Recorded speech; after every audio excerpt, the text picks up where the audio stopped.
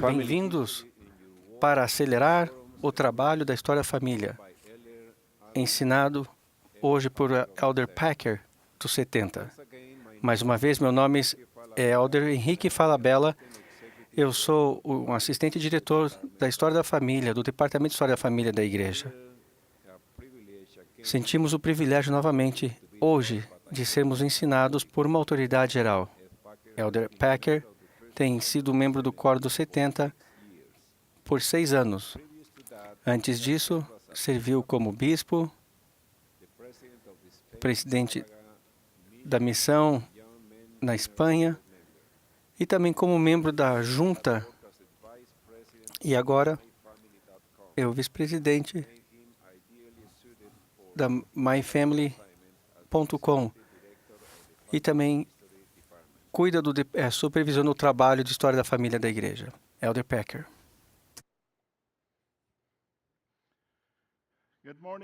Bom dia. Ao chegar aqui essa manhã, eu descobri que eu deixei a minha carteirinha de acesso em casa. E eu estava pensando, por que eu não pensei nisso antes? E então me preocupei que eu não ia conseguir entrar. Mas eles me deixaram entrar. Sejam bem-vindos, aqueles que estão aqui e também aqueles que estão sintonizados. Há cerca de 600 estacas que se inscreveram para receber essa transmissão, seja ao vivo ou vão usá-la depois nas feiras de História da Família. Aqueles que estão aqui hoje são, primeiramente, líderes do sacerdócio e consultores de História da Família, diretores de História da Família nas bibliotecas. Damos as boas-vindas a todos e a todos os outros que escolheram estar aqui nessa sessão. Acelerar o trabalho de salvação foi um chamado do profeta a cada um de nós nos nossos dias. Acelerar é mover rapidamente, apressar ou acelerar. Significa também fazer com que algo aconteça mais rapidamente. O trabalho de salvação significa ajudar indivíduos e famílias a se qualificarem para a exaltação. Há 4 responsabilidades divinamente apontadas que estão listadas no Manual Geral de Instruções da Igreja, volume 2. Uma delas é ajudar e capacitar o trabalho de salvação para os mortos, através da construção de templos e ao realizar ordenanças vicárias pelos mortos.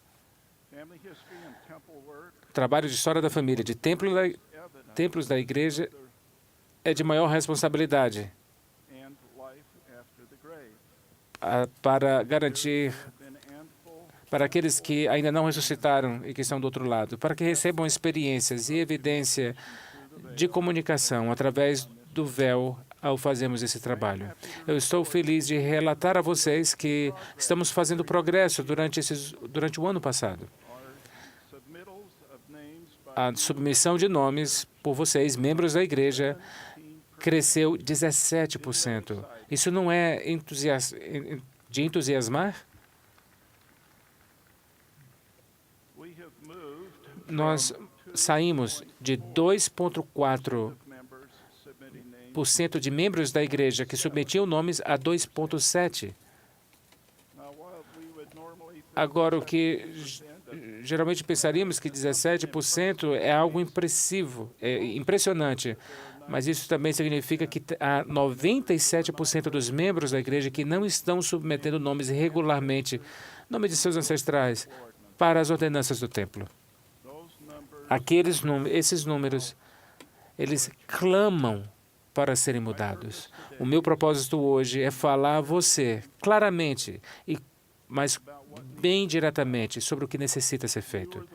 Vocês são os que podem fazer a diferença e causar um impacto no número de membros que submetem nomes para as ordenanças do templo. Eu falarei sobre o que necessita ser feito, o porquê que necessita ser feito e compartilharei com vocês algumas ideias sobre como isso pode ser feito. Há várias outras sugestões que estão sendo compartilhadas em outras sessões da conferência, tanto hoje como nos próximos dias. E eu convido a cada um de vocês a agirem sobre aquilo que vocês aprenderam. A informação só é de ajuda se ela for utilizada. Então, eu estendo um convite a vocês para ensinarem o que vocês aprenderam hoje nessa sessão para pelo menos uma outra pessoa nas próximas 24 horas. Vocês aceitam esse convite?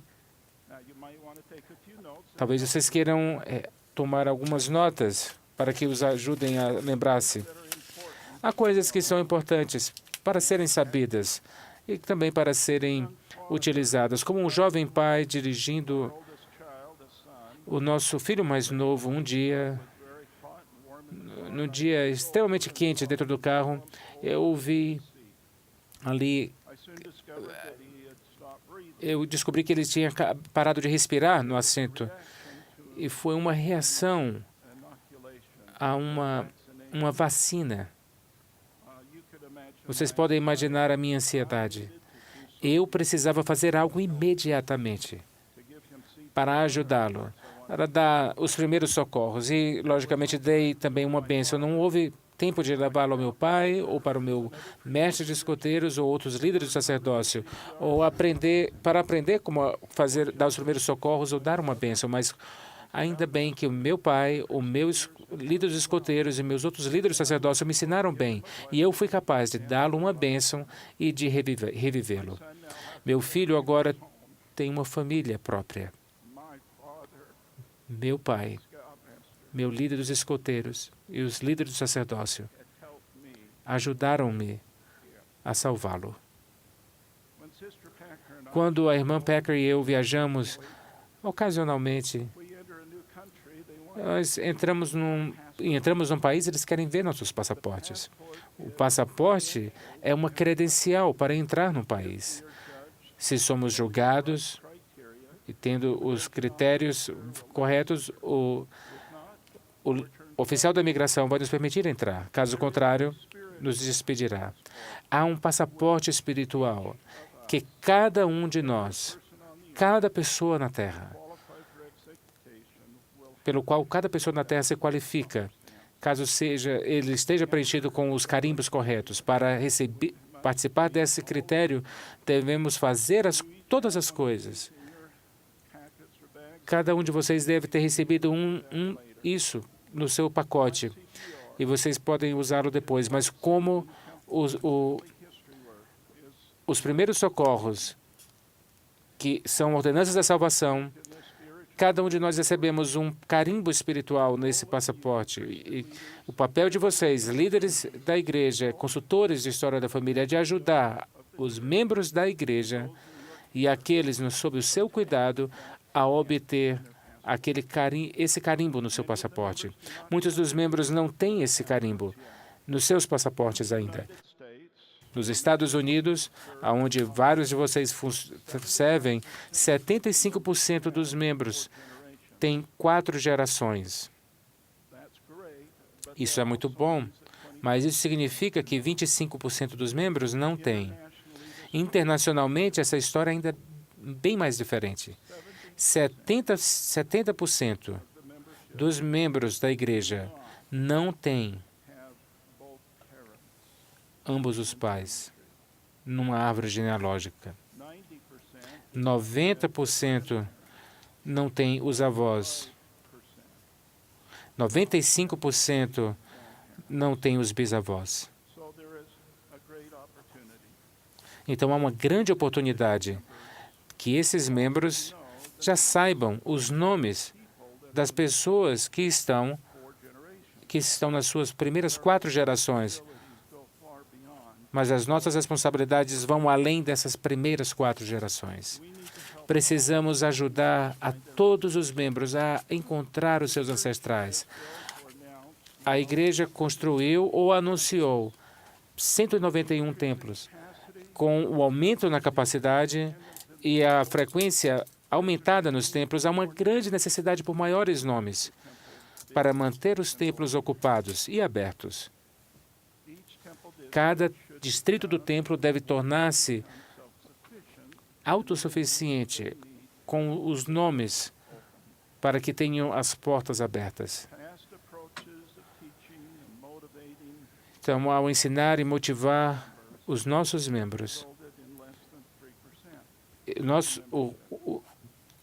apenas 3% da igreja tem sido motivada para alcançar aqueles 97%, devemos mudar a maneira como nós pensamos, como mudamos e o que ensinamos. Os 97% devem tornar-se uma prioridade para os nossos líderes do sacerdócio. Eles são uma prioridade para nós do Departamento de História da Família. Precisamos nos focar como ajudá-los a encontrar e então autorizar as ordenanças pelos seus ancestrais. Esse é um chamado à ação, um chamado aos membros da igreja que trabalham e servem nas estacas. O departamento buscou por ideias sobre como isso pode ser feito e descobrimos uma estaca que tinha 5 vezes mais atividade acima da média das outras estacas da igreja. Eles estavam submetendo 12% ao invés dos 2,5%, e descobrimos que houve uma presidência de estaca que havia decidido que aquela estaca seria uma estaca do templo. Então, eles tinham que se tornar uma estaca de história da família para terem nomes. Então, eles aplicaram a inspiração e a liderança para trabalhar com membros e líderes, ensinaram princípios corretos, e reuniram-se frequentemente e faziam o acompanhamento ao longo do tempo.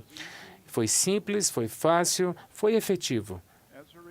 Como resultado, eles estão de irem ao templo frequentemente, mesmo em condições adversas, eles vão com nomes suficientes para terem membros para todos os nomes que vão e ainda assim extras. Eles têm testemunhos e até mesmo os filhos dos filhos estão agora submetendo mais de 12%, a 5 vezes mais do que a média da igreja. Essa estaca é uma estaca na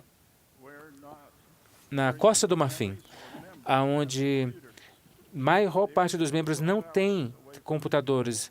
Eles passam até 12 horas. Eles vivem 12 horas longe do templo e têm que passar por uma zona de guerra para irem ao templo. Os membros dependem de consultores e de computadores nos prédios da igreja para, então, serem liberados para as ordenanças do templo. Mas, a despeito de todas essas condições, eles vão ao templo 2 vezes ao ano, com mais nomes do que eles pelos quais podem oficiar.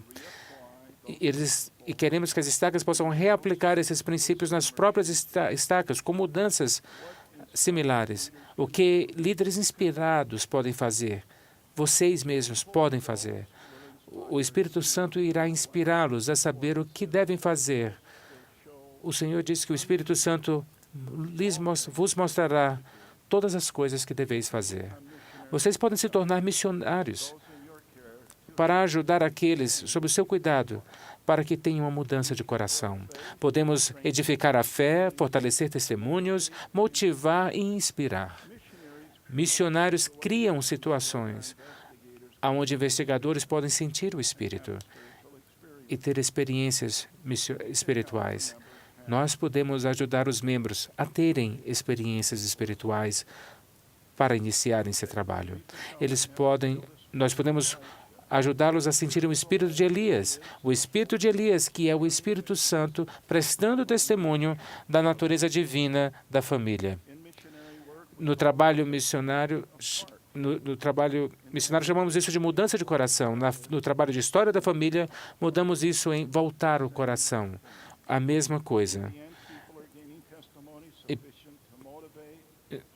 As pessoas estão ganhando testemunhos que os motivam, que os inspiram a fazer esse trabalho pelos seus ancestrais.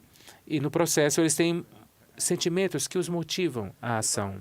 A doutrina do trabalho de história da família é bem definido e ensinado no Velho e no Novo Testamento e reafirma e é reafirmado no Livro de Mórmon e nas Escrituras modernas. A doutrina da família foi estabelecida antes do início, no grande conselho nos céus. A família é o centro do plano de salvação. Então, Adão e Eva foram colocados sobre a terra e ordenados a se multiplicarem e a encherem a terra e terem alegria na sua posteridade. Se as famílias não existissem ou não estivessem conectados, o propósito da terra seria destruído. Em Malaquias lemos que ele tornará o coração dos pais aos filhos e o coração dos filhos aos seus pais, para que eu não venha e fira a terra com uma maldição. Num outro lugar, as Escrituras repetem um pouquinho diferente.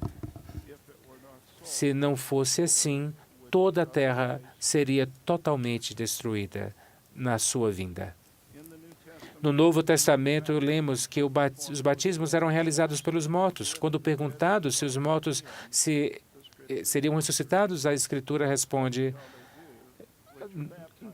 e o que mais fariam aqueles que são batizados pelos mortos? Se os mortos não fossem redimidos, por que então se batizam eles pelos mortos?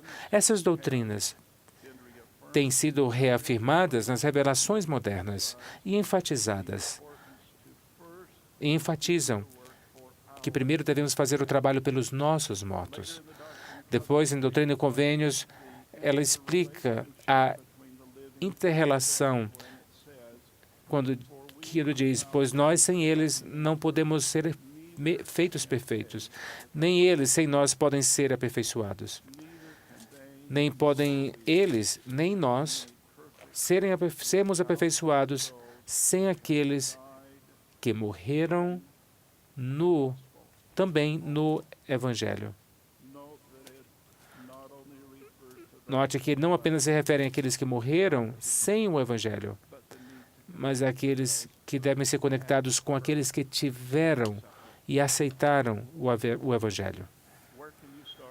Aonde podemos começar e onde podemos começar, eu vou dar algumas sugestões sobre como podemos inflamar esse trabalho nas estacas. Há muitas outras ideias que vocês podem receber das outras sessões que já aconteceram.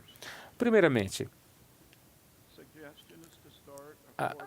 sugiro que, logicamente, iniciem com os membros, mas ajudar os membros tem uma maior eficácia quando é feito de um para outro, ou com pequenos grupos, como famílias. É melhor, talvez, até mesmo com famílias. Talvez você se lembre de Jolene, que aos 17 anos, como uma consultora de história da família, 17 anos, ensinou a família no lar.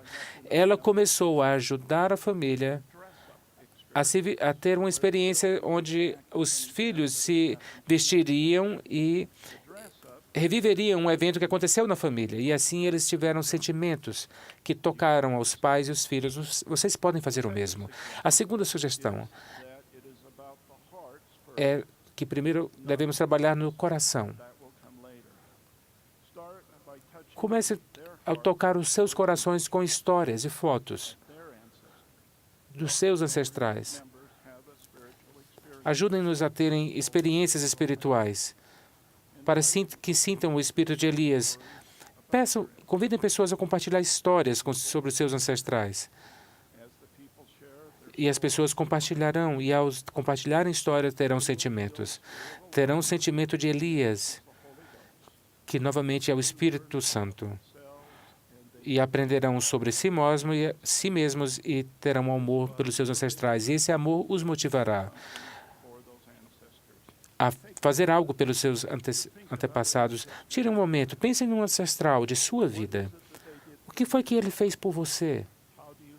Como que você se sente sobre eles?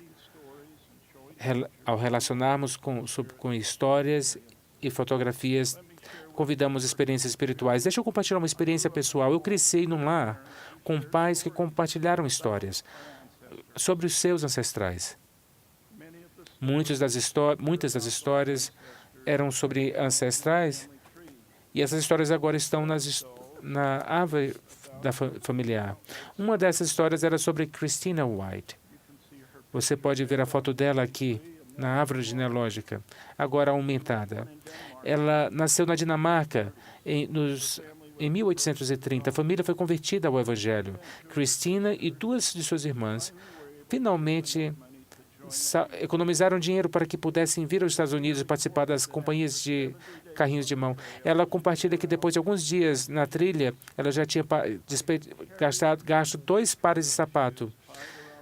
E ela disse: eu amarrei os sapatos ao pescoço e economizei os sapatos porque eu queria entrar no vale calçando os meus sapatos.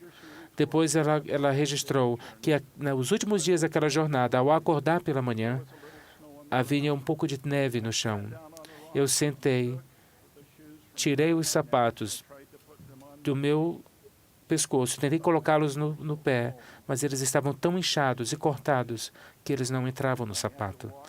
Eu tive que entrar no vale, carregando os sapatos, pendurados sobre o meu pescoço, como fiz por centenas de milhas.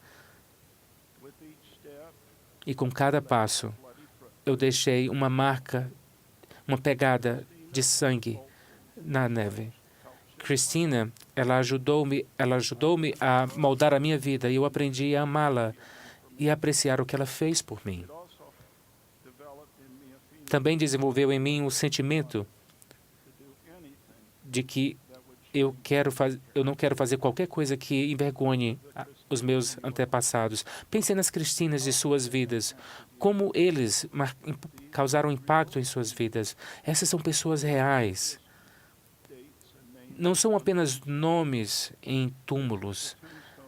Esse é o túmulo de Christina White. Os nomes e as datas são o que nós chamamos de genealogia.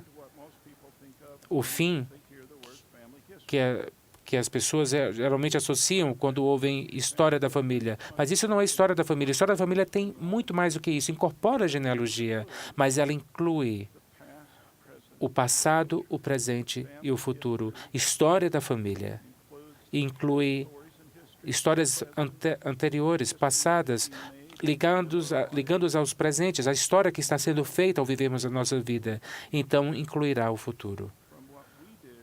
Como resultado daquilo que fizemos para moldar a vida dos nossos filhos, assim como a vida dos nossos antepassados moldaram as nossas próprias.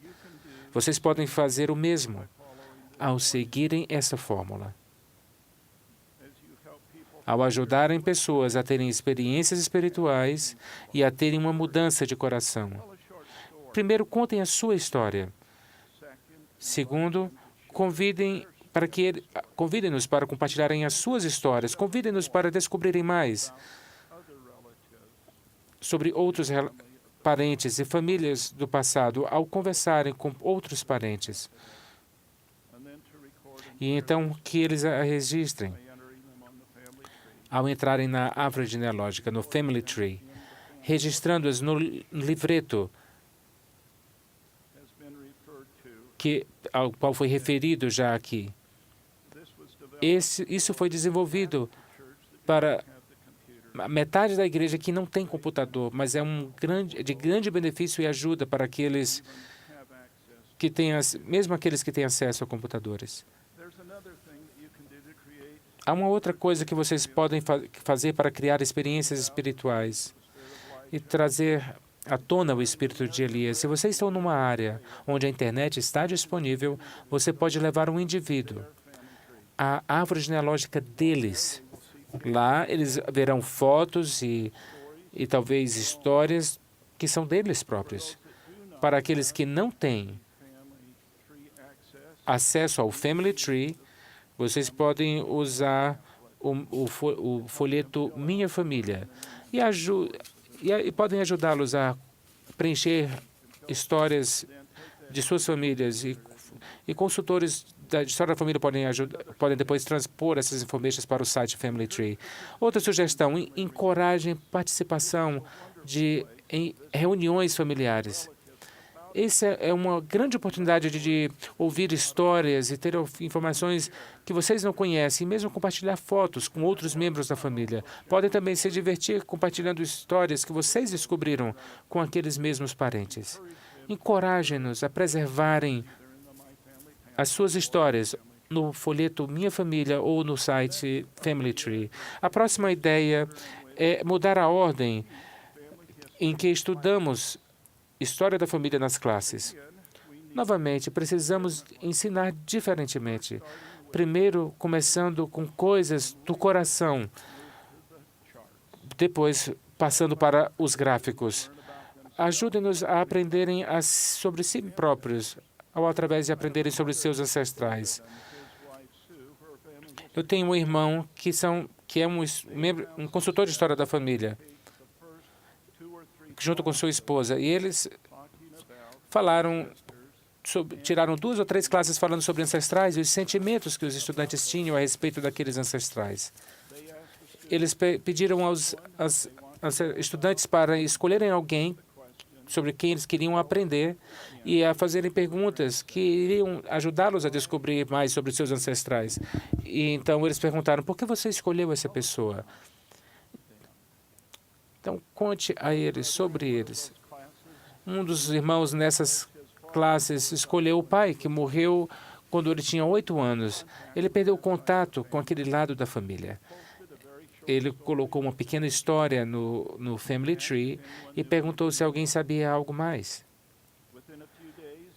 Em alguns dias, ele já havia feito contato com alguém e recebeu um CD com fotos e histórias. Então, ele encontrou e descobriu outros parentes com outras histórias e outras fotos que se também tornaram disponíveis.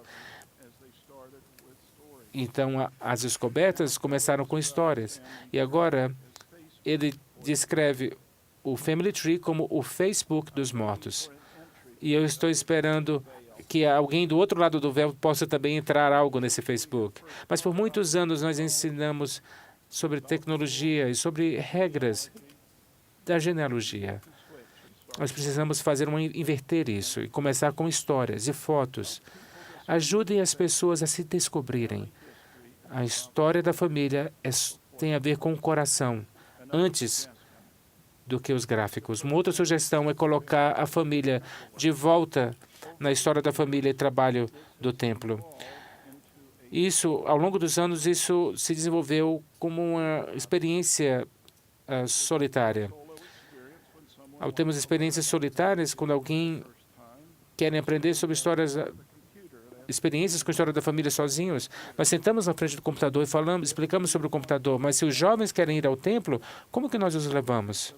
Nós os levamos como um grupo, como um quórum, como uma classe, mas geralmente eles vão como famílias. Precisamos colocar a família de volta no seu lugar na história da família no templo e no templo. Precisamos começar a ensinar as famílias sobre o templo nos lares. Ao invés de irmos ao templo como classes e quórums, podemos encorajá-los para que eles o façam como família, trabalhando sobre seus ancestrais. As nossas bibliotecas de história da família se tornaram mais e podem se tornar mais amigáveis para as famílias. E vocês podem imaginar e descobrir como tornar isso possível, com suas próprias ideias e inspirações.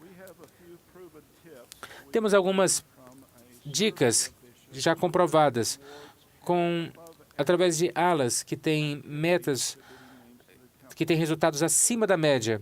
E vou compartilhar com vocês, onde as alas aplicaram 5 dessas 7 sugestões que eu compartilhei. O número de nomes sendo submetidos pelo menos dobrou em relação à média da igreja. Primeiro, o guia Tornar o Coração é essencial ao plano da ala e o conselho da ala, então, desenvolve esse trabalho no seu plano. O segundo, chamem jovens como historiadores de história da família. E 3, há pelo menos 3 ou mais consultores de história da família que estão ativos e engajados na história da família. Depois, os jovens levam nomes de história da família para o templo. A primeira presidência enviou uma carta em outubro de 2012, encorajando que esse processo acontecesse. Próximo. Consultores ajudaram os membros pelo menos mensalmente, uma vez por mês. E consultores encontraram-se com líderes do sacerdócio, e talvez vocês devam incentivar líderes do sacerdócio a convidar consultores de história da família a reunirem-se com vocês. E vocês devem fazer isso mensalmente. E, por último, que consultores se reúnam com novos membros, com novos conversos da igreja, pelo menos mensalmente, para identificarem as suas primeiras gerações e fazerem as ordenanças por eles. Essas são informações frescas que estão na sua cabeça, que não exigem muito trabalho de pesquisa. Então, 5 dos 7 fatores que estão sendo aplicados em algumas alas, essas alas mostraram mais do dobro da média da igreja em submissão de nomes. Então, eu confesso que não tivemos todas as alas que usaram todos os 7 pontos. A minha conclusão é de que elas foram traduzidas. Então, líder do sacerdócio, se essa é a sua meta, você sabe o que fazer. Eu também gostaria de mencionar o novo relatório trimestral que está disponível. Há 2 mudanças no novo relatório que estão disponíveis especificamente relacionadas com a história da família. Eu encorajo que vocês as estudem e usem o retorno através desse relatório para determinar o que vocês podem fazer melhor. Isso os ajudará a entender quão bem o seu trabalho está acontecendo, quão efetivo você é e o que você precisa modificar. E, a propósito, líderes, essa nova informação não requer que você ou seus secretários façam algo diferente ou novo.